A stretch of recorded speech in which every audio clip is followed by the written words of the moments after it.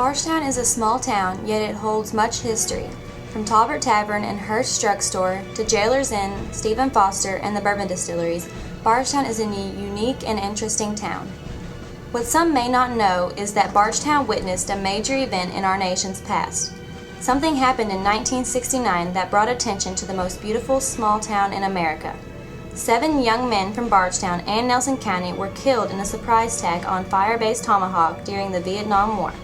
We call these fallen heroes the Sons of Bardstown.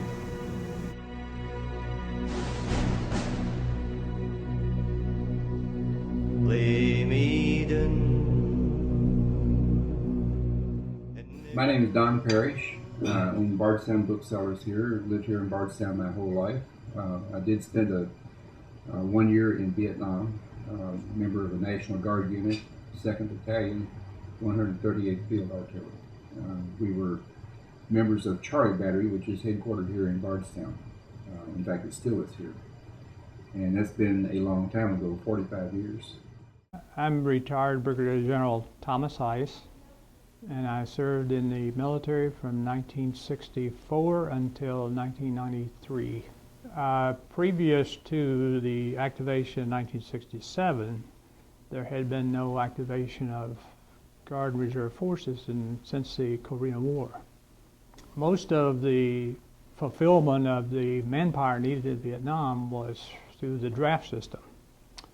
And there was a recognition that the Congress had been funding and paying a lot of monies to train National Guard and Reserve, and at this point, none had been used. So probably the political pressure was responsible for a decision to activate National Guard and Reserve. Just to give a perspective of what happened to our unit, and it happened to most of them, there was a policy called SRF, which is Select Reserve Forces, and they went to each state and pulled out some of the better units. And in Kentucky, it happened to be our unit. There were 4 artillery battalions in the state.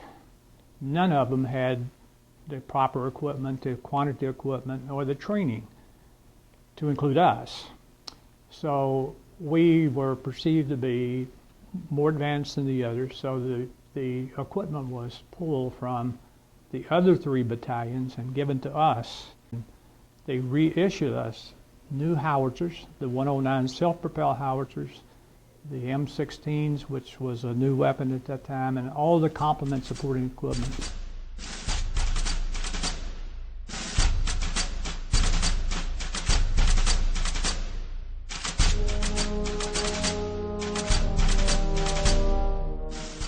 Another fellow from Bardstown who made his mark in Vietnam was General Hal Moore.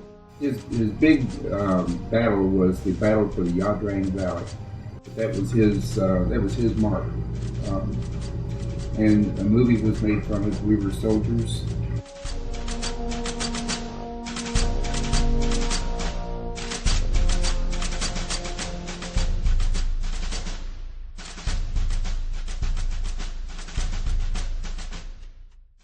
Out of our unit, we lost a total of 7 guardsmen.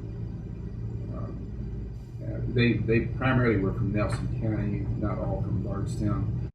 There were 9 sets of brothers in this unit, and at that time there was, and still, a regulation that brothers cannot be assigned in combat at the same time unless they agree and authorize it. In this particular case, is a picture of my brother and me, and I'm signing the authorization to allow us to be deployed to Vietnam, as did the other 8 sets of brothers, all from this unit.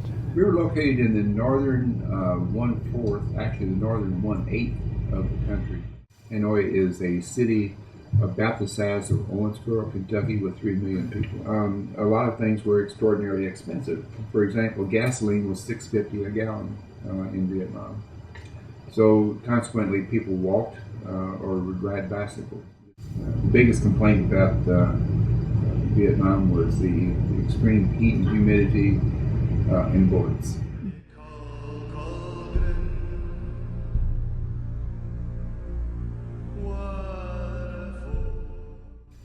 So they posed an attack on the evening of June 19th. We lost 5 National Guardsmen that night. but we lost a total of 10 people out of our battery. It was hand-to-hand fighting. There was a lot of shooting that went on, but they primarily used rocket-propelled grenades. We were fortunate in Fire Direction Center. My bunker was the only one that was not destroyed. The rocket-propelled grenades would not penetrate through 3 layers of sandbags. Now we're talking 100-pound bags of sand that we would fill and just lay on the roof. I believe that was one of the things that helped save us. I was at this headquarters, which is some 40 miles away, operating the Fire Direction Center at that time. So I had responsibility at that point for the night shift in running this battalion Fire Direction Center. So I was talking to the guys at the unit at the time the attack happened. The report that I got from these guys, and they had reason to believe it was a mortar attack or a small artillery piece. It's a tube that typically employed by infantry. It was a very bleak, dark, rainy night, and each time the gun would fire a round, the smoke and the fire that came from that identified it, and unfortunately the enemy then was able to see it and hit it with a rocket-propelled grenade.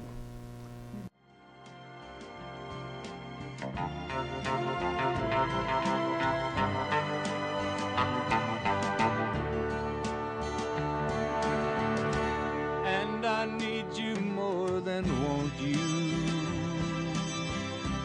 and I want you for all time. And the witch. This is the flag that flew on Firebase Tomahawk. It shows a lot of bullet holes that came from that night. This flag belonged to a lieutenant that whose father was a postmaster in a small town in Indiana. His father sent him this flag and said you should have a flag there, and of course we flew the flag. War in Vietnam was a result of an effort to stop the spread of communism. You know, it's never been said that we won that war. In fact, if you hear a comment, that we actually lost that war. In reality, we didn't lose that war because the communism did stop. It did not spread to other countries after Vietnam. So when you take a look at it, that particular cause was met, and we managed to stop the spread of communism. It causes me to recognize, which I suspicion, that a lot of the decisions relative to Vietnam were political in kind. I mean, partisan politics in kind rather than a national defense. Yeah, it's a tough decision to ask a young man or a woman to go to war. And it's a tougher decision if you have to be the commander on the ground, to have to face the family, friends, and so forth if they don't come back. I can't promise you that I will bring you all home alive. But this I swear, before you and before Almighty God, that when we go into battle, I will be the first to set foot on the field, and I will be the last to step off, and I will leave no one behind.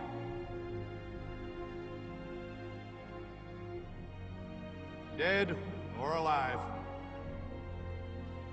we will all come home together. So help me God.